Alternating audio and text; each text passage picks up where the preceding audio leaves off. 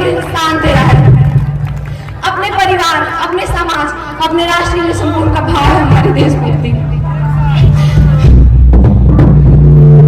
लेकिन एक देशद्रोही से ज्यादा एक देशभक्ति तब आहत होती है जब एक बेटा अपने बूढ़े माँ बाप को वृद्धाश्रम की चौखट में छोड़ आता है। करना होती है हमें देशभक्ति जब मुसीबत में फंसे लोगों की जान बचाने से ज्यादा हम सेल्फी लेके अपनी लाइक्स बढ़ाने में लगे रहते हैं।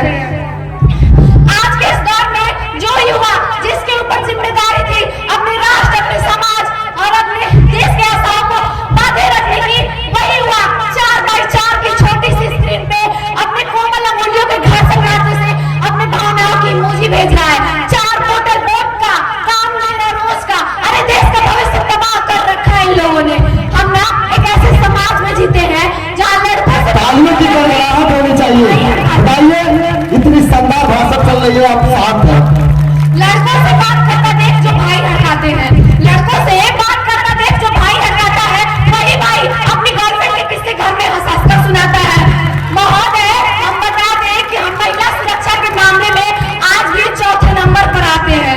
हम ना एक ऐसे समाज में रहते हैं जहाँ पत्थर की मूरत को लगते हैं 56 भोग, भूखे नंगे तड़पते सो जाते हैं लोग, भूखे नंगे तड़पते सो जाते हैं लोग।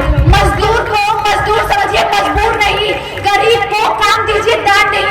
अगर दान देने के इच्छुक है तो जीते जी रक्तदान दीजिए और मरने के बाद अंगदान देकर किसी मरते हुए को जीवन दान दीजिए। यही सच्ची देशभक्ति है, यही सच्चा राष्ट्र प्रेम है। ना सरकार मेरी है, ना रब मेरा है। ना सरकार मेरी है, ना रब मेरा है, और ना ही ये बड़ा सा नाम मेरा है। बस इतनी सी बात का गुरूर है मुझे कि मैं भारत की हूँ और ये भारत मेरा है और ये भारत मेरा है। हमारा राष्ट्र निर्माण तब संभव होगा जब इस देश में महिलाओं की पूजा नहीं, उनकी इज्जत की जाएगी। हमारा राष्ट्र निर्माण तब संभव होगा जब हम जाति का आरक्षण नहीं बल्कि सामाजिक शक्तिकरण में बात करेंगे। हमारा राष्ट्र निर्माण तब संभव होगा जब स्वच्छता अभियान में केवल सरकारी नहीं बल्कि सड़क पर चलने वाला हर एक नागरिक हाथ बटाएगा, स्वच्छ भारत, स्वस्थ भारत को दिल से अपनाएगा। असल मायने में हमारे राष्ट्र निर्माण तब संभव होगा जब एक गरीब बच्चा मध्याह्न भोजन के लिए नहीं बल्कि ज्ञान अर्जन के लिए सरकारी स्कूल के चौखट पे कदम रखेगा। और हमारा राष्ट्र निर्माण तब तक संभव नहीं होगा जब तक एक नागरिक नैतिक रूप से सटीक, चारित्रिक रूप से भ्रष्ट, मानसिक रूप से दिवालिया, राजनीतिक रूप से अंधा, धार्मिक रूप से गंदा, शैक्षिक मान्य मूल्यों के आंकड़ों में जिन्न सिन्न पैपन में अखंड भारत को खंड खंड करता रहेगा, तब तक हमारा राष्ट्र निर्माण संभव नहीं होगा।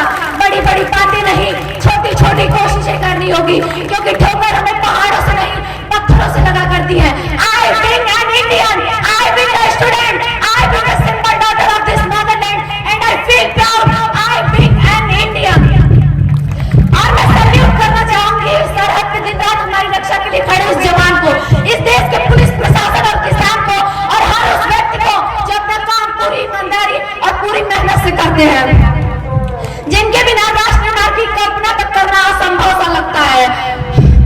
और इस मंच में पूरी जिम्मेदारी के साथ मैं भारत की बेटी ये कहती हूँ कि हमारा राष्ट्र निर्माण तब संभव होगा जब हम सब मिलकर प्रयास करेंगे, क्योंकि हमारे देश की जिम्मेदारी नहीं है हमें आगे ले जाने की, बल्कि हमारी जिम्मेदारी अपने देश को आगे ले जाने की, अपने राष्ट्र को आगे ले जाने की, अपने वतन को आगे ले जाने की।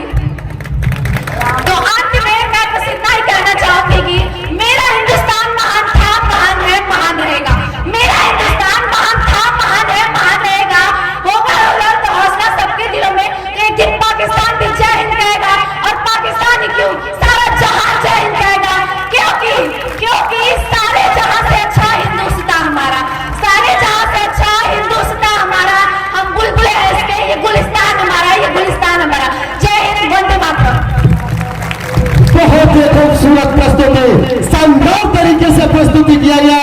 जबरदस्त तालियों से स्वागत होना चाहिए।